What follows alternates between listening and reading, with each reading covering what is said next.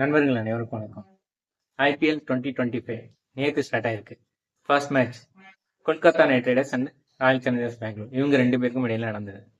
இதுல toss win பண்ண Royal Challengers Bengaluru first வந்து பவுலிங் எடுத்தாங்க. அதாவது Kolkata Knight Riders and Royal Challengers Bengaluru இவங்க ரெண்டு பேருக்கும் வந்துட்டு ஃபர்ஸ்ட் ஓப்பனிங் மேட்ச் வந்து 2008 நடந்தது. அதுல மிகப்பெரிய அளவில் கொல்கத்தா வெற்றி பெற்றாங்க. ஸோ அந்த 17 வருஷ தாகத்தை வந்து இந்த மேட்ச்ல வந்து தீர்ப்பாங்களா அப்படின்ற மாதிரி எதிர்பார்த்துட்டு இருந்த ஆர்சிபி ரசிகர்களுக்கு ஒரு நல்ல ரிசல்ட் கிடைச்சிருக்கு அப்படின்னு சொல்லணும். ஏன் ஃபர்ஸ்ட் பவுலிங் எடுத்தாங்கன்னா அந்த பவுலிங் யூனிட் மேலே வந்துட்டு ஒரு கான்ஃபிடன்ஸ் இருக்கு. அதேபடியாக வந்துட்டு ஃபர்ஸ்ட் ஓவர்லேயே நினைச்சபடி விக்கெட் வந்துச்சு. ஹேசில்வுட் வந்து ஃபர்ஸ்ட் ஒரு பிரேக் த்ரூ வந்து கொடுத்தாரு. ஸோ டிகாக் வந்து 4 ரன்கள் அவுட் ஆயிட்டாரு. ஸோ அதுக்கப்புறம் வந்துட்டு 3 ஓவருக்கு 9 ரன்களுக்கு ஒரு விக்கெட் அப்படின்னு சொல்லிட்டு ஒரு கொஞ்சம் இக்கட்டான சூழ்நிலையில தான் இருந்தாங்க கொல்கத்தா நைட் ரைடர்ஸ் அணி. இப்படி இதுலேருந்து வந்து எப்படி அவங்க மீண்டு வர போறாங்க அப்படின்ற மாதிரி இருந்தது. அதுக்கப்புறம் 4வது ஒரு ராஷிக் சலாம் வந்து போட்டாரு. அதுலேருந்து வந்து டாப் கியர் எடுக்க ஆரம்பிச்சிட்டாரு ரஹானே. அதாவது அந்த சென்னை சூப்பர் கிங்ஸ்ல எப்படி வந்து ஒரு அதிரடியை ஆடினாரோ அதே மாதிரி அதிரடியை காமிக்க ஆரம்பிச்சிட்டாரு. அந்த ஓவரில் மட்டும் 16 ரன்கள் அடிச்சிட்டாரு. சுனில் நரேன் அண்டு ரஹானே இவங்க ரெண்டு பேரும் சேர்ந்து மிகப்பெரிய அளவுக்கு அதிரடியில் ஈடுபட ஆரம்பிச்சிட்டாங்க. அதாவது வந்து 5 ரனுக்கு ஃபர்ஸ்ட் விக்கெட் விழுந்தது. அதுக்கப்புறம் 107 ரன்களுக்கு தான் செகண்ட் விக்கெட் விழுந்துச்சு. ஸோ அதுக்கப்புறம் வந்து என்னடா இந்த மாதிரி வந்து ஃபர்ஸ்ட் வந்து ஒரு நல்லா விளையாடுற மாதிரி ஆர்சிபி ஆரம்பிச்சாங்களே, வழக்கம் போல ஆர்சிபி எப்படி சொதப்புமோ அதே மாதிரி சொதப்ப ஆரம்பிச்சிட்டாங்களே அப்படின்ற மாதிரி தான் மேட்ச் பார்த்த எல்லாருக்குமே தோணிருக்கும். ஈவன் ஆர்சிபி ரசிகர்களுக்கு கூட அப்படிதான் தோணிருக்கும். இந்த மேட்சும் இப்போ கவுந்துருமோ அப்படின்ற மாதிரியான ஒரு மைண்ட் செட்டுக்கே போயிடுவாங்க. அந்த அளவுக்கு அதிரடியாக நரேனும் ரஹானேவும் ஆடிட்டு இருந்தாங்க. ஸோ அதுக்கப்புறம் வந்துட்டு குருணால் பாண்டியா அவர் வந்து தன்னோட ஸ்பின் மாயாஜலத்தை காமிக்க ஆரம்பிச்சாரு. அதுக்கப்புறம் சுழல் மாயாஜலத்தை காமிக்க ஆரம்பிச்சாரு நம்ம குருணால் பாண்டியா.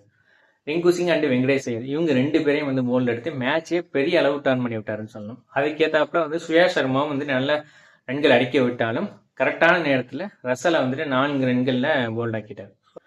ஸோ கடைசி நேரத்தில் அன்கிரிஷ் ரகுவன்சி மட்டும் 30 ரன்கள் எடுக்க அந்த அணி வந்து 174 ரன்களுக்கு 8 விக்கெட் அப்படின்ற நிலையில முடிச்சாங்க. ஸோ சிறப்பாக பவுலிங் போட்ட குருணால் பாண்டியா 3 ரன்களுக்கு 3 விக்கெட் அப்படின்ற மாதிரி முடிச்சார். ஸோ அதுக்கப்புறம் வந்துட்டு யாஸ் தயால் அவரும் வந்து ஒரு விக்கெட் எடுத்தாரு, நல்லாவே கண்டெயின் பண்ணி போட்டாருன்னு சொல்லலாம். அதுக்கப்புறம் வந்துட்டு ஹேசில்வுட் 4 ஓவருக்கு 27 ரன்களுக்கு ஒரு விக்கெட். அவர் தான் வந்து இந்த மேட்சோட ஒரு ஃபர்ஸ்ட் வந்து ஒரு ஒரு இனிஷியலா வந்து ஒரு பிரேக் த்ரூ கிடைச்சி ஒரு கான்ஃபிடென்ட் கிடைக்கிறதுக்கு ஒரு காரணம்னு சொல்லலாம்.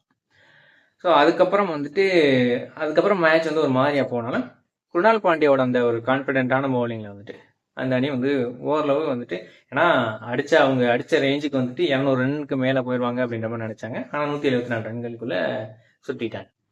ஸோ அதுக்கப்புறம் வந்து 175 ரன்கள் எடுத்தால் வெற்றி அப்படின்ற நிலையில வந்துட்டு ஆர்சிபி ஆரம்பிச்சாங்க. ஆர்சிபி ஒரு மிகப்பெரிய பேட்டிங் யூனிட். ஏன்னா அவங்களுக்கு வந்து பேட்டிங் தான் அவங்களோட மிகப்பெரிய ஸ்ட்ரென்த் பவுலிங்கை விட. அது ரொம்ப நாளாவே அவங்க அதை நிரூபிச்சுட்டு வராங்க. ஏன்னா ஃபர்ஸ்ட் பேட்டிங் பிடிச்சாங்கன்னா நல்லா வந்து நிறைய ரன் அடிச்சிருவாங்க 200 ரன்னுக்கு மேலே. ஆனால் வந்து பவுலிங் போடும்போது அந்த ரன்களை விட்டு கொடுத்துருவாங்க. அப்படிதான் இருக்கும்.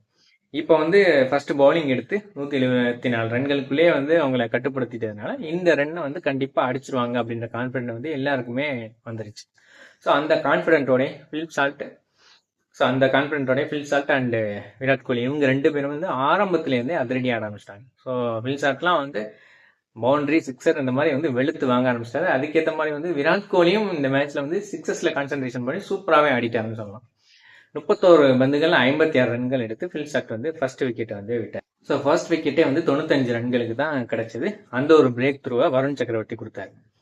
ஸோ அதுக்கப்புறம் வந்துட்டு படிக்கல் வந்து 10 ரன்கள் அவுட் ஆயிட்டாரு. அதுக்கப்புறம் வந்த கேப்டன் ராஜத் பட்டிதார் அவர் வந்து வந்தோடனே வந்து ஒரு ஃபயரிங் மோடுக்கு போயிட்டார் அப்படின்னு தான் சொல்லணும். 16 பந்துகள்ல 34 ரன்கள் சூப்பரா ஆடி கொடுத்துட்டு மேட்சை வந்து கிட்டத்தட்ட ஜெயிக்கிற வரைக்கும் கொண்டு வந்து வச்சுட்டு அதுக்கப்புறம் வந்து அவுட் ஆயிட்டார். ஸோ ஒரு சூப்பரான இன்னிங்ஸ்ன்னு சொல்லலாம். இந்த சைடு வந்துட்டு விராட் கோலி அவர் வந்து அந்த பொறுமை நிதானம் அதை கடைபிடிச்சு அவரும் வந்து 59 ரன்கள் எடுத்தார். ஸோ கடைசியாக வந்த லிவிங்ஸ்டன் வந்து 5 பந்துகளில் 15 ரன்கள் எடுத்தார். இறுதியில் பெங்களூர் அணி 16.2 ஓவர்கள் 177 ரன்களை வந்து எடுத்தாங்க. ஸோ இந்த மேட்ச் வந்து எப்படி வந்து ஆர்சிபி இப்படி ஒரு மிராக்கிளா ஜெயிச்சிச்சு அப்படின்ற மாதிரி தான் எல்லாருமே வந்து ஒரு கமெண்ட் பண்ணிட்டு இருக்காங்க. ஆர்சிபி வந்து இந்த மாதிரி ஃபர்ஸ்ட் மேட்சே இவ்வளோ ஒரு கிளீன் விக்டரியா வந்து ஜெயிச்சது வந்து எல்லாருக்குமே பெரிய அதிசயம் தான். ஏன்னா அந்த அளவுக்கு அவங்க டீம் வந்து நல்லா ஒன்று பேட்டிங்ல நல்ல ஸ்ட்ரென்த்தாக இருக்கும், பவுலிங்ல கொஞ்சம் வீக்காக இருக்கும். அதனால அந்த பேட்டிங் நல்லா ஆடிட்டு பவுலிங்ல கொஞ்சம் சொதப்பிடுவாங்க. ஸோ இந்த டைம் வந்து கரெக்டாக வந்து ஒரு பர்ஃபெக்டான அணி எடுத்திருக்காங்கன்னு நினைக்கிறேன். ஆனால் வந்துட்டு ஏன் புவனேஸ்வர் குமாரை சேர்க்காம ராஷிக் சலாமை சேர்த்தாங்க அப்படின்றதான் தெரியல. ஏன்னா புவனேஸ்வர் குமார் ஒரு எக்ஸ்பீரியன்ஸ் பவுலர், நல்லா ஸ்விங் பண்ணக்கூடிய ஒரு பவுலர். அவரை எடுக்காம ராஷிக் சலாமை ஏன் எடுத்தாங்கன்றது மட்டும்தான் ஒரு சின்ன கன்சர்னாக இருந்தது. 17 வருஷங்கள் ஆச்சு ஃபர்ஸ்ட் மேட்ச் வந்து அந்த அளவு பெரிய வெற்றி பெற்றாங்க கொல்கத்தா நைட் ரைடர்ஸ். அதுக்கப்புறம் வந்து 17 வருஷத்துக்கு அப்புறம் ஃபர்ஸ்ட் மேட்ச்ல வந்து கொல்கத்தா நைட் ரைடர்ஸை வின் பண்ணி அந்த ஒரு பதிலடியை கொடுத்துருக்காங்க பெங்களூர். ஸோ ஒரு குட் நோட்டில் வந்து ஆரம்பிச்சிருக்காங்க பெங்களூர் அணி. ஸோ இதே மாதிரி வந்து ஏன்னா வந்து பவுலிங் வந்து அவங்களுக்கு கரெக்டாக செட் ஆயிருக்கு, ஃபீல்டிங்கும் நல்லா பண்ணுறாங்க, புது கேப்டன், பேட்டிங் நல்லா இருக்கு. ஸோ ஓவராலாக வந்து இந்த டீமோட அட்மாஸ்பியர் வந்து ரொம்ப சூப்பராகவே இருக்கு. அதனால இதே அந்த ஒரு டெம்போவோடையே வந்து ரஜத் பட்டிதார் வந்து டீமை கொண்டு போனார் அப்படின்னா கண்டிப்பாக இந்த டீம் வந்து ஃபர்ஸ்ட் 4 பிளேஸ்க்குள்ளே வர்றதுக்கான சான்சஸ் வந்து இவங்களுக்கும் இருக்கு. ஏன்னா இந்த டைம் வந்து நிறைய டீம் வந்து ஸ்ட்ரென்த்தாக இருக்காங்க. ஸோ அதனால வந்து இந்த டைம் வந்து ரொம்ப டஃப்பாக தான் இருக்கும் காம்படிஷன் அப்படின்ற மாதிரி தான் நான் நினைக்கிறேன். ஆனால் வந்து கண்டிப்பாக இதே ஒரு டெம்போவில் வந்து ஆர்சிபி ஆடினாங்க அப்படின்னா கண்டிப்பாக அவங்க வந்து ஃபர்ஸ்ட் 4 பிளேஸ்க்குள்ளே வர்றதுக்கான வாய்ப்பு இருக்கு. ஸோ பார்க்கலாம் அடுத்தடுத்த மேட்ச்ல வந்து எப்படி விளையாடுறாங்க அப்படின்னு சொல்லிட்டு. என்னோட இந்த ரிவ்யூ பிடிச்சிருந்துச்சுன்னா இதை வந்து லைக் பண்ணுங்க, எல்லாருக்கும் ஷேர் பண்ணுங்க, கிளிக் யூடியூப் சேனலுக்கு சப்ஸ்கிரைப் பண்ணுங்க.